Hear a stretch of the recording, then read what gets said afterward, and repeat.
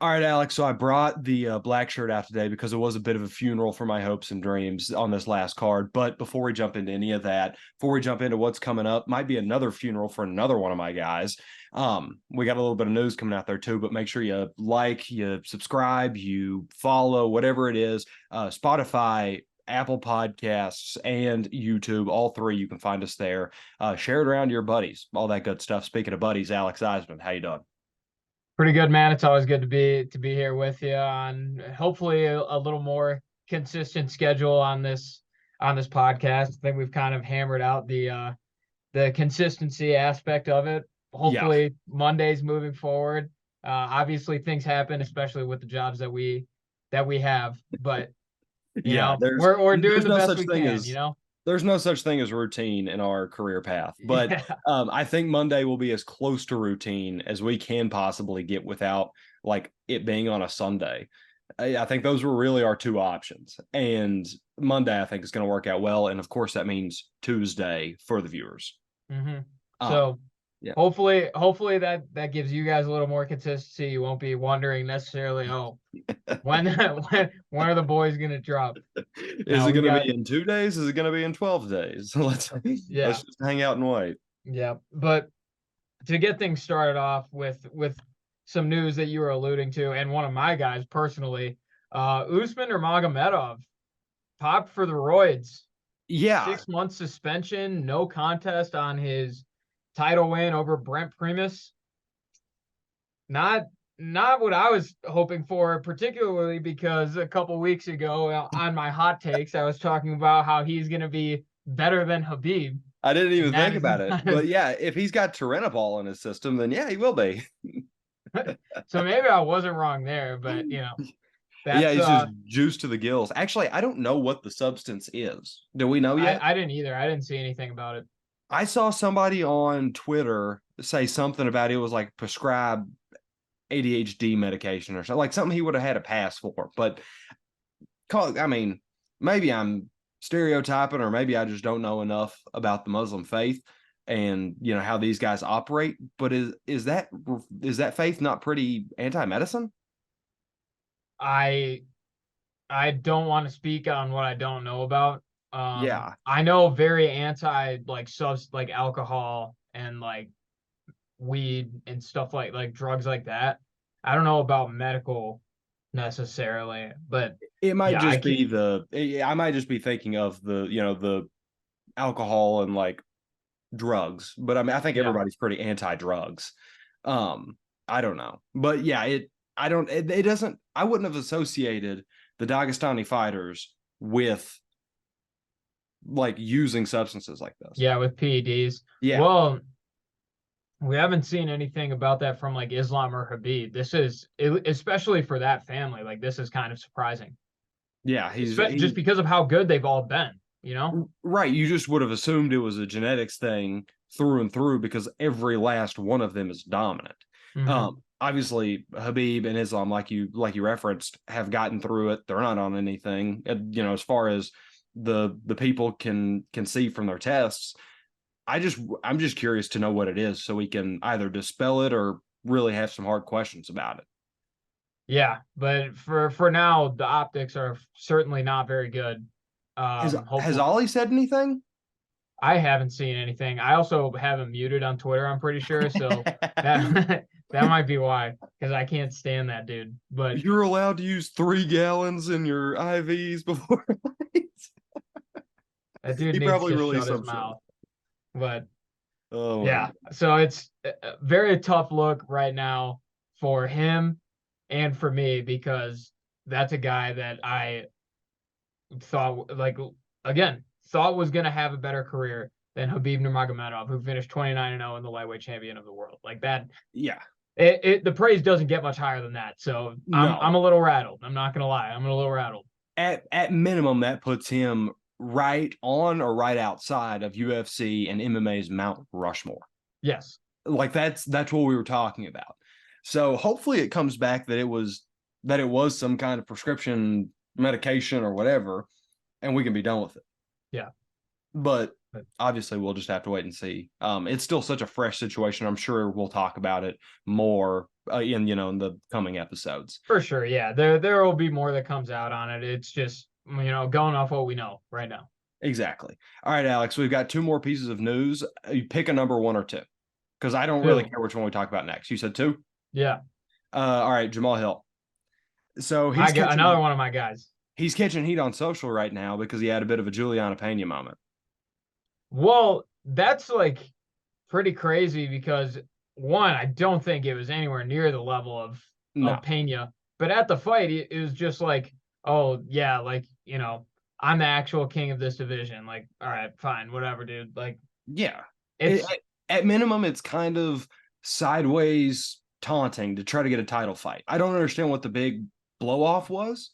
which he will. Like, I don't think he needs to build himself up to get a title fight. But like, Juliana Pena went on a media tour Yes. saying about how, oh, like I beat Nunes, like I get the next one, we're 1-1. Like, you got 50-43 in your fight. Like, these are apples and oranges here that we're comparing.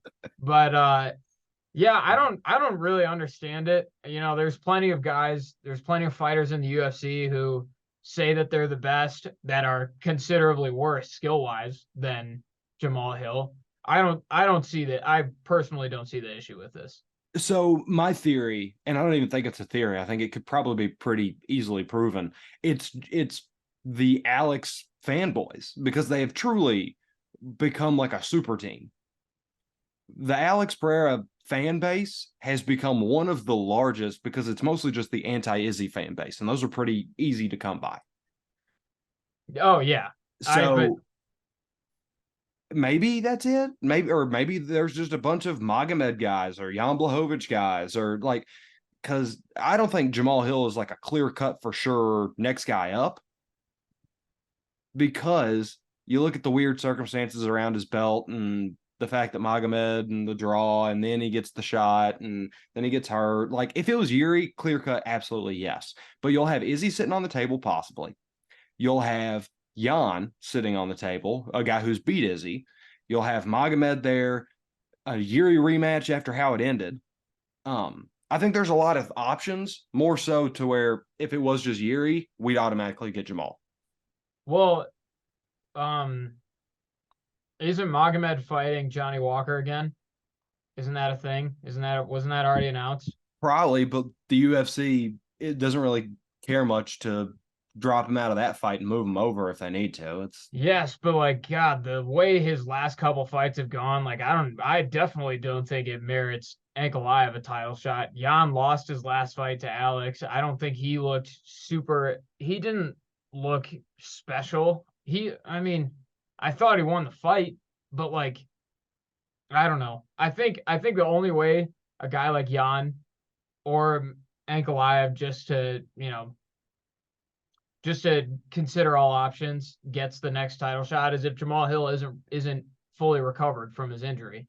But I well, think you get a healthy Hill, but he's even 100% the guy. He vacated the belt. Yuri got it as soon as he came back. Why but not? Why not Jamal? but that and dude, I agree. I think it makes the most logical sense for him to be up. But even if you take out Magomed and Jan, you are still left with three options: Jamal Hill and Izzy come up, get the fourth one, or what, fifth if you're all told, isn't it? Because there was 1-1 in UFC and and then zero two and and oh, three. right? Yeah. Yeah. Or So it would be number five is what we'd be getting yeah, because yeah, yeah. Two 2-0 in Alex beat him kickboxing. Yeah, twice yeah. in Glory or whatever it was. Um, you either have that match, you either get the Yuri rematch, or you get Jamal. Jamal is by far the least selling of those three options. Yeah, probably. But he's most What is the UFC deserving. going to prioritize? Logic or money? God damn it. Yeah, I you mean, can. I agree with you, and like that's why I'm disappointed. But like, God, I just want to see.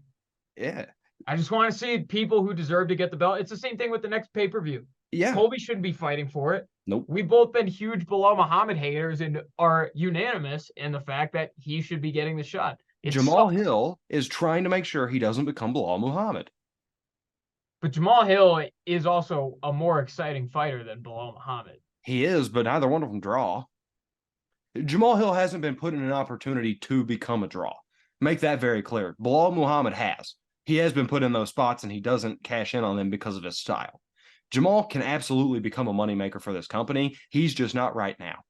And they could book Izzy versus Alex at UFC 300 easy. I think that's a bad idea because for I money wise, financially, it is a good idea. But in terms of the competitiveness, I don't think Izzy holds up. You saw No. what Jan Blachowicz did to him. Like the big advantage that Izzy had at 185 is that Pereira had to cut that much weight. Mm-hmm. And then now Like, he'll just be all that more powerful. yeah, and this is a guy who just smoked Yuri Prochazka. Yeah. Like Oh, yeah. But, Izzy, dude, and the way Izzy fought Sean Strickland, that guy's if gonna get his ass beat. yes, absolutely. But can you imagine the gate that they would get on a UFC 300 featuring that fight, Connor and Chandler, and then you could fill out the rest with me and you? Because I mean, that'll sell out any arena that you pick, which, funny enough, is our next topic. Yeah. Um, but he does have to sell himself, in my opinion. It makes it even less outrageous what he was doing because he has to be verbal and be like, hey, look over here, pick me for the next title shot. Yeah. Yeah. Um, So yeah, God, it's that I've seen way more egregious things that have gotten way less outrage amongst the MMA community. I don't know.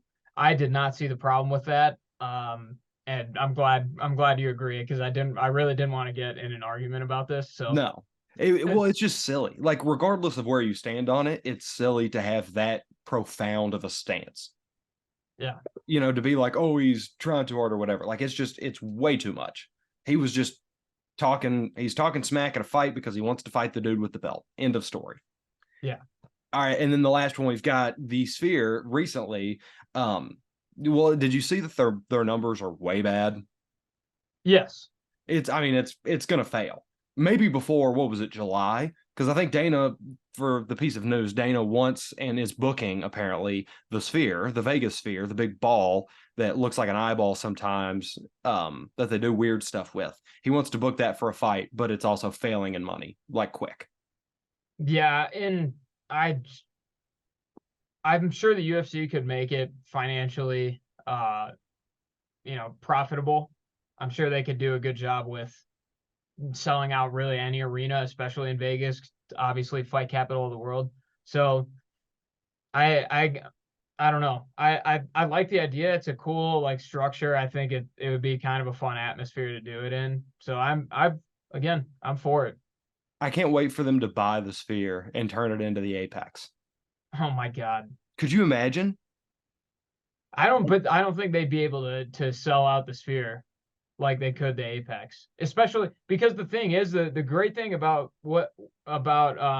fight nights away from the Apex is that they go to new places. So those places don't really have It's UFC not events market. on a regular basis. So It's not market it's a big saturation. deal. It's a Yeah, big deal. the market doesn't get too oversaturated. Whereas if you are trying to sell out, because I don't know how many seats the Sphere has, but if you're trying to sell it out, it's obviously more than the Apex. And at some point, it is going to have to either just be tourists or hardcores that are there, and you're not going to get a full gate with that. Yeah, 100%. But in theory, for pay-per-views, if you mix it up once in a while from T-Mobile, I think is where they have all the big ones. Uh, I I have no problems with it. Yeah, well, at minimum, it'll be a cool visual a couple of times to where because they'll do like the UFC logo wrapped around it or have the two dudes Yeah, faced off on it. That'll be cool. yeah, for sure. I'm interested to see how the acoustics would work on that. I wonder how loud it gets in there. Um, Could you imagine Buffer, oh a my Buffer God, intro? it just bouncing off the walls. That would be I need it awesome. now. We really do Yeah, need to see it. yeah. That alone would sell me to watch and whatever. All right, let's talk about this card now, Alex. We've delayed the inevitable long enough. Tough outing for the boys. I Tough, was tough, tough, but also good because Tom Aspinall won, and we're both happy yes, about that. But in yes. terms of our knowledge, not very good. It does not look like we know ball after this card. Yeah. let's start with the sad one. So I was so ready to get on here and scream foul play and to tell you the stoppage was too early. Yuri comes out, says it was a clean stoppage. I am mostly now just left with sadness and anger that we lost a fight that at the rate it was unfolding was the type of fight that you put into the Hall of Fame as soon as it's over. Yes, 100%. That fight was super. It was from the start. It was awesome. Um, but God, I didn't think Alex had it in him going up against bigger guys, especially after he got knocked out by Izzy at 185. So, Yeah. God, listen, I got to just tip your cap. You got to tip your cap to Alex Pereira because I thought Yuri was not stoppable. No, well, and he hasn't been for so long.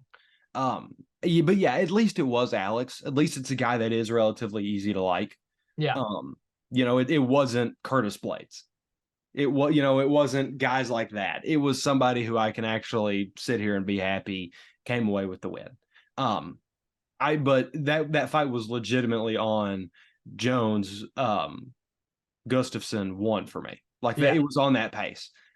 And watching that unfold up, for the 8.5 minutes that we got to watch it unfold or whatever it was just so perfect.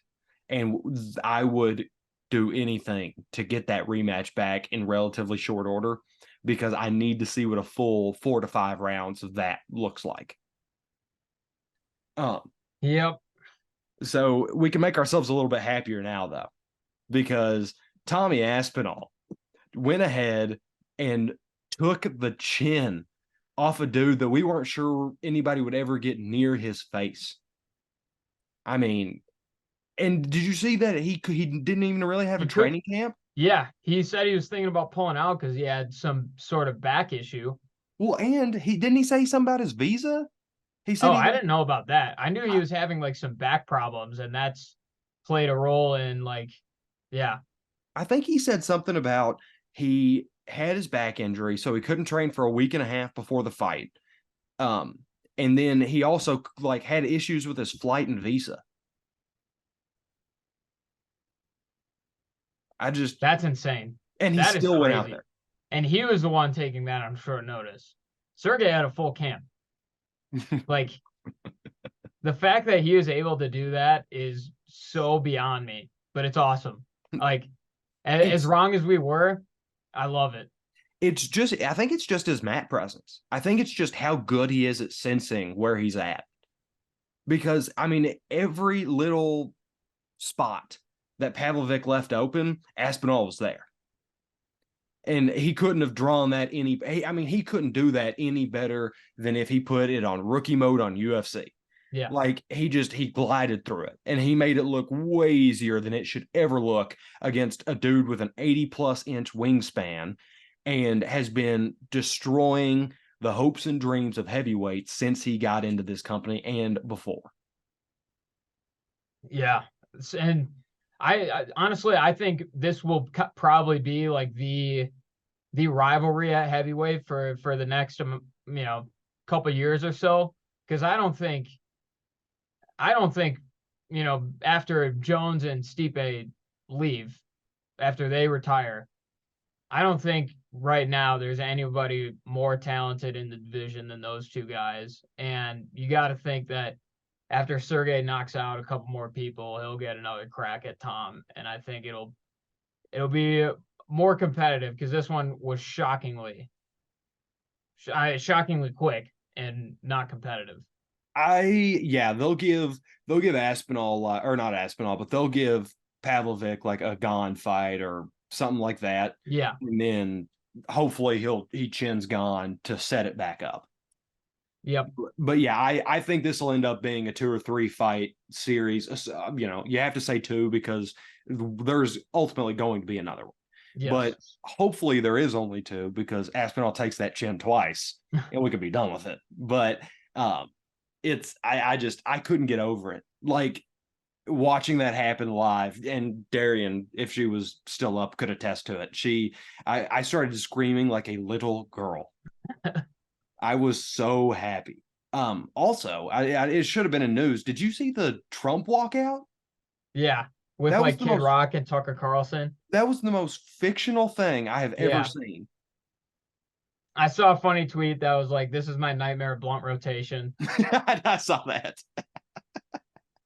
um yeah, it was just because I'm dude, I had to tell everybody. Like everybody I came in contact with 24 hours later, I was like, did you see that? Yeah, Because they parted them like Moses. yeah, It was so crazy. seriously. But sorry, I didn't mean to get off on that. Congratulations to Tom Aspinall, man. I could not be happier about how that played out. Me neither. Couldn't be happier to be wrong. Oh But yeah. you know what? I'll tell you what's upsetting for me particularly is that Jessica Andrade won this fight, and I didn't pick her. I don't know. You I got don't off know. the She wagon. must have some sort of vendetta against me. Yeah, Because because I think I've picked against her every time but once. yeah, Well, I didn't I pick I think I picked her versus what was it, Yan Xiaonan?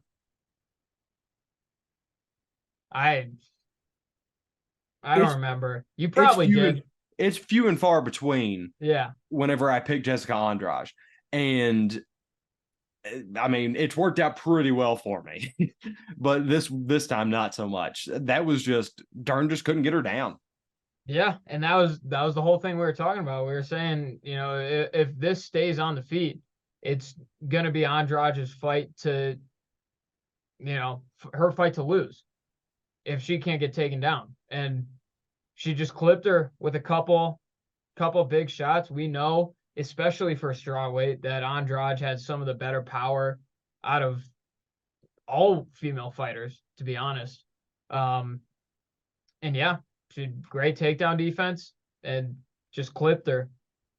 Yeah, that's I mean, there's really not just too much to say about it because I mean, literally you can copy and paste what we said, but you just have to alter it to what happens if Mackenzie Dern doesn't go down or Yeah. doesn't get the takedowns. It kind of what we figured. We just thought it wouldn't go that way. But kudos to Andrade because we were kind of calling for her to retire and or at least start stepping back. But you take a skull like that, do what you want. Yeah. It shows that you're still, you're not. Oh, yeah, we were comparing her to Tony Ferguson. Yeah. Maybe that was more me, but like still. Well, dude, I'll take the blame. I shoot this podcast with you. It's whatever. Yeah, but we can have our separate takes. I brought up the Tony Ferguson comparison first. Um, but yeah, she's shown that that's clearly not the case for her. She just has shown that maybe she's not in that top echelon of fighters, but in that 4 to 8-ish range, that's still very good, and you can still have a much more prolonged career if you just kind of keep fighting people in that tier. So yeah, good on Yeah, her. more power to her. Benoit Saint Denis, to say it correctly this week, um, they have really put some rocket power behind him now. Yeah, yeah. They put him as the opener on a main card, or he wasn't the opener, was he? No, He was the Diego fourth opened. fight. Yeah, yeah. So they put him higher up on a main card rather, and Yeah, yeah, completely delivered. That was kind of about what I was expecting to see, and yeah, that was vicious, do you think he gets vicious. Justin? Huh? Do you think he gets Justin? Not yet. Justin's too far of a jump up, I think. Justin looks so unentertained. Whenever they pointed the camera to him, he's like, "This is a waste of time. Why are you pointing it at me?" Yeah. No, I think Justin's probably a fight or two away. Or if he wins another fight or two, then we could be talking about Justin. Yeah, if he goes out there and dominates somebody, then maybe we talk about Justin this next go around. But Yeah. it's got to be somebody with some real name power and real sticking power. So I Yeah. just, I don't know. He's definitely he's been one of this might be. I'm trying to think of how to phrase it. I'm sorry. I know I started 3 different sentences there. Um, he might be one of the fighters of this past 12 months because I feel Yeah. like his stock has grown exponentially since this time last year. Oh, it's skyrocketed because he's finished, I'm pretty sure, every fight he's had in 2023 for like for sure. Yeah. It's just Did he main event a fight night or co-main a fight night? I know he was very high up on a card. um Um, yeah, I can't remember, to be honest with you. I'm trying to think. It would have probably been the Tiago Moises right fight, right? yeah, I He imagine. so he was below Cyril Sergey and Rose Manon. Okay. So he was third fight on that card, Yeah, which is which is pretty right. loaded. So, but I mean, they're still very clearly starting to put a little bit more muscle behind him because he's climbing into now. He just got pay-per-view points. Earlier this year he's taken off Tiago Moises and Ismail Bonfim. So collector skulls, man. Oh, no, Yes, never sir. mind. That was June. That was June of last year. I was about to say, and uh, Nick Stoltz, but no, that was last time. All right, well, now it's time for the opener, Yep. Emo God, Diego Lopez. Which it was kind of a half prediction, half mention. We were We're both going to on take him though. Yes, we're going to take the point for it because we really needed it this week. Um, Yeah. but he did what we expected him to do to earn a mention instead of a full-fledged breakdown. Yes. I I mean, love him. He's so yes, much fun. he's one of those dudes. He's going to end up being very Michel Pereira feels harsh. He's going to be better than that, but he's going to be that kind of thing, but between 4 and 7, and The it's going to be mythical awesome. fighter. That's what Yeah, he's gonna be. yeah, kind of, but Yeah. like probably never a champion, but just Mm, always a great time. yeah. Oh, you'll tune in when he's fighting. Exactly. He'll Every time. be, yeah, Every time. kind of. I guess Nick Diaz. He was, because he Yeah. could be Nate because Nate was a champ, but maybe a Nick Diaz type without the weed. Yep. So Next one we've I got. don't really have much to say on that, to be honest. So No, it was quick, easy, painless, and what was forecasted. So, there's you just kind of say what it is and say that was to be expected and move on from it. The next one, a lot closer than I think we were really feeling coming into it. Ersedge really took a lot to get past Alessandro Costa, but that's going to end up being a very good fight for him, like on his resume. yeah, because he's only what, like 2, 3 fights into his UFC career. He already beat Dvorak, Mm-hmm. which was a ranked fighter. Um, and like, yeah, sometimes those fights will kind of just sneak up on you, and you gotta, and like any sports team will have like a trap game or something, you Yeah. know, like to the same extent. That's kind of what I feel like it was for Ersedge. But yeah, he was. I nothing happened in that fight that made me think any less of him as like a guy who can kind of hang around the top 5 through 10 in the division. I don't think I like you feel about Diego. I don't feel like he has any sort of title potential. But no, I was that was a tough fight, but it was the right call with the judges, fortunately. So Yeah. He just showed he knows how to weather a storm, and he came out, he gave us that little bit of extra, gave us a really good fight during, and again is going to look great in 2 to 3 years time when we're looking back on it and being like, oh, do you remember that fight? yep, yep. Well, all right, this last one we've got, quite the upset, Eisman. I know not on the books or anything, but certainly upsetting to you. And I'm sure your dreams that night. Lupe Godinez gets the upset over Tabitha Ricci. Ricci, kind of like Dern earlier, just couldn't get it to the ground. Yeah, it was not particularly close, this one. I know the one judge gave Tabitha a 30-27, but he was probably horny, is the consensus on social media. So, He was trying to score. but yeah, no, that was I what are you gonna do, man? Like that was pretty surprising. Yeah. I did not think Tabitha would be that outmatched on the feet either. Um, Oh, because Lupe hasn't really fought anyone that good to me. Wow, dude, Lupi looked awesome. Yeah, I mean, she looked like a legit contender. Like that kind of fight is gonna elevate her tons. Well, I mean, as much as they'll elevate, like she's not gonna go up the card any or make any more money, but like people who watch will know who she is kind of now, which will be nice. I'm interested to see Rishi probably just go back to giving her cans and build up her confidence again and then circle back. But Lupi might have a quick rise here. have some juice. Yeah, Yeah. I wouldn't hate to see her fight. We got a fight this weekend that we're picking between Hebos and um Pinero, which I think that could be a logical next one for Lupi, the winner of that. No, I'd So be into that. I think that would make some sense.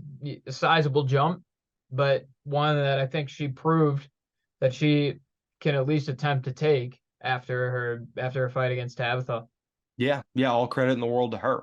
All right, so we've got 4 fights for this upcoming fight night card that we want to predict. Out of these, how many are an easy prediction for you? Probably one. I've also got one. Is it? It's got to be Morales, right? Yeah, Yeah, that's by far. It was just interesting because it's by no means anywhere near like our most loaded or most fights that we'll get from a fight night or whatever. But it is definitely more interesting fights than I think we're used to on a fight night card. very competitive. Yeah, I love it. Well, Love and it. you referenced one of these just half a second ago, Luana Pinheiro versus Amanda Hebos. I feel like I assume you're going to lean Hebos, but is that who you're going to go with for the win? It is. Yeah. I think Pinero's last fight was a little too close for comfort for me to give her the confidence because this, like I said before, for Luana, this is also a step up in competition. Hebos is established as like she's never gonna win the big one, but she'll mow down pretty much anyone else who isn't at that level. And Pinero, I don't think from her last fight, especially, I think it was, oh my God, who was her last fight? Oh, Totally forgot. Um, but regardless, it just wasn't. I think it was a split decision if I remember correctly, and oh, I it if was I it was the Karate Hottie. it was Watterson. Yeah, Who was the fight before? Sam Hughes. It might have been Sam Hughes. But that was The two one of years them a ago. split decision. I feel like I remember Pinero being in a split decision that should not have gone her way. Well, I mean, just quickly glancing at the stats, I think it was Karate Hottie because Karate Hottie Okay. outlanded her. Yeah, Okay. split Yes. So decision. it was her last fight. Yeah. Yeah. Yeah. But yeah, I thought uh turns out Michelle Watterson, I didn't remember, but it felt to me like she won that fight. Yeah. Because I remember it going to the scorecards and I was like, maybe Pinero isn't all that, isn't as good as I think she is. And and you think about a fighter like Watterson who's struggled particularly her last several fights. Hebos is coming off a loss, but like she's not on a catastrophic slide right now. No. And I just think they're pretty similar, but Hebos is just better everywhere. Stylistically, I think they're similar, but Hebos is better just See, everywhere. so I don't necessarily. I think Luana's chin is going to be better, at least from the little bit we know about it. And we also have seen, at least on her DWCS appearance, she does have some real stopping power. Like she could put the lights out. And I think that's the big saving grace. That's what I'm banking on happens because this just feels like kind of like you were talking about earlier, a trap fight. Like I think Amanda is probably going to come in there with that mindset of I'm the more established fighter, I'm the better fighter. I can really control this wherever I want it to go. Maybe get a little too confident on the feet, and Luana, sneaks one through there. That's how I personally see this playing out. Because you're right, based on the last performance that we saw from Luana, it was not up to snuff. It wasn't. But I don't know that. I'm trying to think. So Hebos has hit her ceiling. In my opinion, it is so much harder to tread water right there without catching these stray bullets, as it were. And I think that's what Luana is going to be, and is going to hit Hebos, being the stray bullet that she is, and kind of knock her down for a second. Yes, and that's the part of that's kind of the deal that you get with Hebos is like she takes a lot of risks, and her downfall has been she's gotten too careless, especially with striking defense. Um, and that plays well into what Pereira has going on for her. So I I can I can see your side of the argument, but it's hard for me to go against Hebos here when I've seen how good she can be, and I don't know if I've seen how good I don't know if Pinero's best will be able to beat that. And it's probably safer to say Hebos. This just again kind of feels like a trap fight to me. Kind of feels like a situation where that over commitment, instead of really reeling it in and making sure you're checking where you need to be, this kind of feels like a spot where it could haunt her. This next fight we've got sounds fake.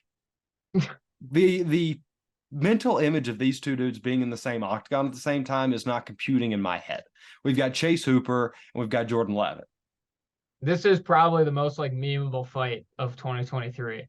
Yeah, well, maybe of the last couple of years. Like Kevin Holland versus Nate Diaz when that was supposed to happen. That would have probably surpassed it. I don't even know, dude. I still think this one might be. I don't know. It's just Big Mouth. Like, I think he produces so many memes that just about any fight he's in is pretty close. Him and Wonder Boy is a fair shout. Yes. Yeah, because they were boys the whole time during Yes. fight week. Yeah. But as far as predictions goes with this one, this was probably the second easiest for me, because as Okay. much as I like Chase, Jordan's fairly clearly better than him at this stage. Is he though? I don't think he's all that good. The guy lost to Patty Pimblett. Dude, okay. Patty is not bad. Patty's not bad, but he's not good. The dude lost to Jared Gordon. Is Yeah, that like he I lost don't to know. Jared Gordon? He's not special. If Chase we're Hooper, at least, like the thing with Chase Hooper is like Chase Hooper is very clearly talented, but it's a small sample size at lightweight.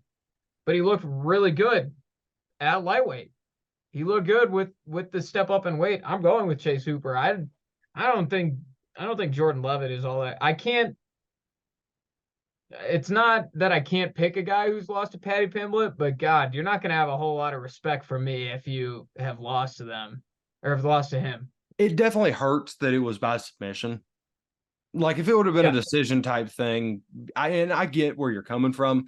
I feel more confident in the sum of all of Jordan Levitt's parts than Chase Hooper, because most of what we like about him is his potential. Yes. It's not what we've actually seen. And I know he did have a great debut in lightweight. I get that. But I need to see more of it before I feel like he is finally starting to capitalize on some of that potential. And in the meantime, if he hasn't, I think Jordan Levitt's the better fighter. So I lean Jordan Levitt naturally. Yeah, and Levitt's the older and more experienced fighter. Like I get that. I just and that's something to land. That's kind of where I'm at with Hebos. But I just think Chase, there's so much room for him to grow at lightweight. And the way he started off, I kind of want to ride the wave on this one. I hope I'm wrong. I know, like, it's nothing really against Jordan Levitt. Like, I know he's not everybody's favorite guy, especially with kind of how macho the sport naturally is, and he's in there doing the splits and twerking and whatnot. But he's still a fine enough guy. Like, Yeah, to I have don't have any problems with Jordan Levitt. I just don't think he's very good. Yeah, like, but he feels like he's a solid guy that people will remember, even if he's not great. Like if you see a dude doing the splits and twerking in the octagon, odds are you're probably going to remember that guy. Yeah. Just Yeah. on like shock factor, if you want to go with that. Um, but yeah, I think this will be one of those that he'll get. I've got it by decision personally. I don't see either one of these guys finishing the fight. If it does go to a finish, it's probably Chase. Um, but overall, just more comfortability right now for me with Jordan Levitt. Yeah. And that's understandable. That's not one that I'm shocked um you took Lovett on. This next one though is extremely cut and dry. Yep. Michael Morales, been a buzzsaw so Yes. far.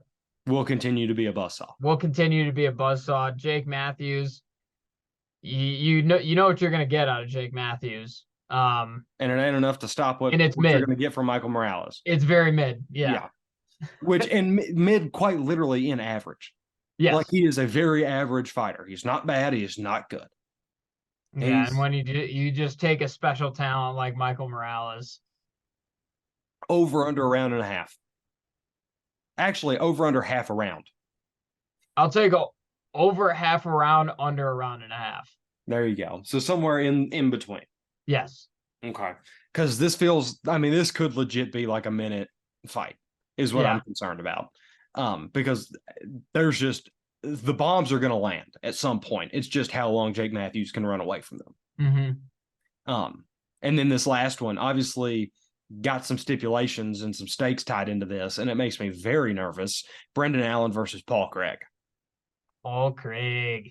One of, I would say, top 10 most difficult fight night main headliners this year to predict. Yeah, I would say so. That feels reasonable. Just because both of them are so talented, especially on the mat. Yes. I mean, well, and this is going to be really fun. If you like to watch high level grappling, this will be some of the highest level grappling you see all year. Until Brendan clips him and knocks him out in 45 seconds. I don't know if that's gonna happen. This one has been a huge struggle for me to pick. I know you're going with Brennan because you picked him as a rising star. Correct. I really want to pick Paul Craig. I really do. But Brennan is just, that guy is cooking right now. Like that guy is on fire. And I feel like I would be kicking myself if I didn't pick him to win this fight. Was he the one that you were shocked that I picked, or was it JDM? Against who? No, for Rising Stars. It was probably Brennan. Both of them surprised me. It was JDM because you thought I was going Ian Gary. Oh yeah, that's what it was. Because you like Ian Gary. Yeah. Yes. But yeah, you know that I'm picking Brendan. You've already said that. I am picking Brendan. Every round starts standing up. Yes. Brendan Allen is a high school senior to a third grader as far as striking abilities between these two. I don't know if I would disrespect Paul's striking ability. He's got a couple knockouts on his record. I don't think it's that big of a disparity, and that's why it was so close for me. But he's better. He's better. He is comfortably better for me. And the ground game is definitely going to be an issue. I would almost advise Brendan not to go to the mat just because Paul Craig is what Paul Craig is. That's just not water you want to be in. I think it's essentially a push on the mat. I think the only advantage that Paul has is that he's probably going to be bigger in there. And experience. I mean, he's done it more. That's what I always default to. If I think these guys are relative equals on the mat, I default to experience. Paul Craig has that in spades. Yeah. That's where I circle out to. But regardless, I think honestly, I would rather see a decision here for Brendan, because that means he went the full 5 with a guy like Paul Craig. Yeah. Who inked out the win. That would mean a lot more to me, I think. I don't think I think it'll probably go to a decision too. I don't think Paul. I think Paul is smart enough that he's going to try and get it on the ground, but because they're so evenly matched, like it'll just be a 25-minute chess match of grappling. Um, and when every round starts, Brennan will clip him a couple times before it goes down there. But I think that'll be enough to be the difference in the fight. Yeah. Yeah, I agree.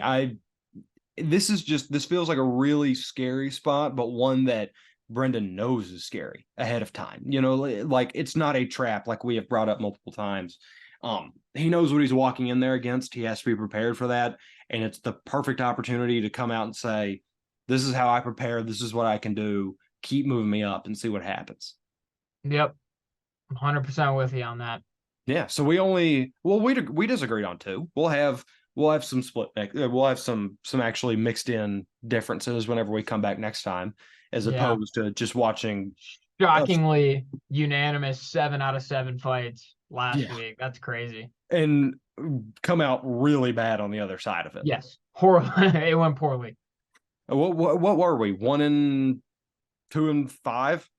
Uh, No, 3-4. yes, because we got Steve, we got Benoit And Diego. and Diego, so we were 3-4. Yeah, not a good Not look. If ideal. we're both cooking the same thing and it ends up under 500, we were not cooking at all. It's a bad look. Bad Yeah. look for the podcast. But we'll bounce back on this one. We'll probably both get 2 from main and co-main, and then watch us split. And we'll both leave with 3-1 and shake hands and be happy. Hey, I'll take that. I'll take a 3-1 after what happened last week. We need a But palate cleanser.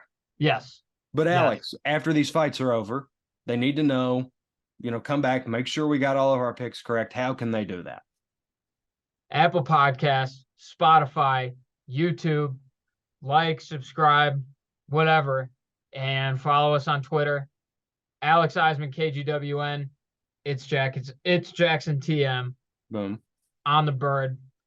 That's all I got. On Anything the for you? X now, not even on the bird anymore. No, it'll always be the bird. Still, yeah, they're still tweets, but they're tweets from X. I haven't updated it to X, so it's still Twitter for me. How does it still let you use it? I'm not going to change it. I'm not going to update it. Oh God. You got anything else? No, I'm good. All right. Peace. See you next week.